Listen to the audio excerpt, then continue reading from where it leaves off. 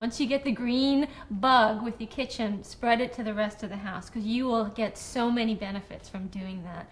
One of them is you can save money. A lot of people talk about green design, green building as costing more money. It doesn't have to. The cheapest and easiest thing you can do to green your kitchen is turn off the lights when you leave the room. When you're cooking, use the smallest appliance that makes sense. Such a little thing really adds up. The other area to pay attention to is using natural resources wisely, not wasting materials.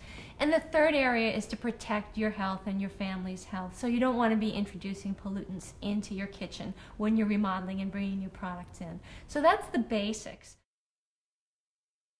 Some of the big motivations are really wanting to do something for the world at large, wanting to make a difference, even if it's in a small way. And when you're redesigning your home, redesigning your kitchen, there are some steps you can take to do that. Other motivations are protecting your health, protecting your family's health by not introducing pollutants, and saving money can be a big motivation. A lot of people, when they are thinking about remodeling their kitchen, they look in magazines and they look in books about home design and kitchen design, and they see these gorgeous spaces filled with new appliances and new counters, and everything is just so beautiful and so new. And it inspires this lust. I know I get it too when I look at these magazines. I want all this new stuff in my home too.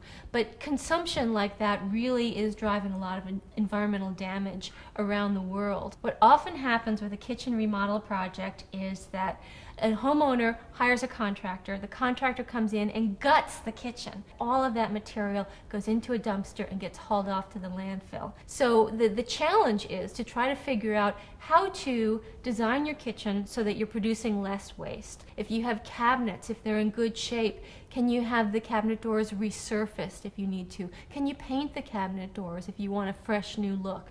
Are your appliances, is it time to recycle them, or do they still have some good life in them? Think about things like that. You're not gutting it, but you're either working with what's already there or working with a contractor who's willing to deconstruct the kitchen. And what that means is manually, taking the time to manually unbuild the space, take the cabinets out intact instead of breaking them up into pieces, and then reuse them somewhere else. Either sell them or reuse them in your garage or laundry room if you have space, or you could reuse those cabinets.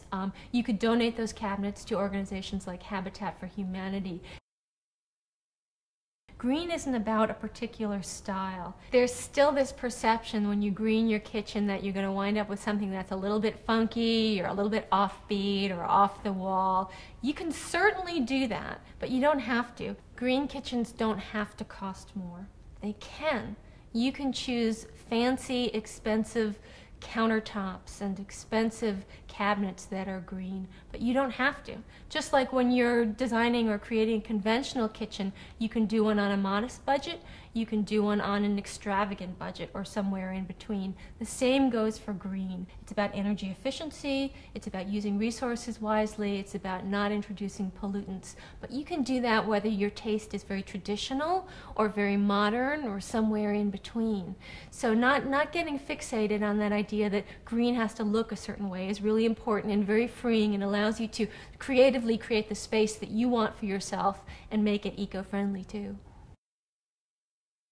I get really jazzed when I meet people who are passionate about greening their homes and creating spaces that use materials wisely and that are also beautiful and fun to spend time in. We all care about the environment. We know it's difficult to take steps in our own lives, but there are choices that we can make every day about what goes into our kitchen, what goes into the rest of our home in terms of cabinetry and furniture, the products that we use, that make a difference for the environment. I'm telling somebody and they're telling somebody else, and word is spreading about this important revolution in building design and in home design. And that's how big change is going to happen.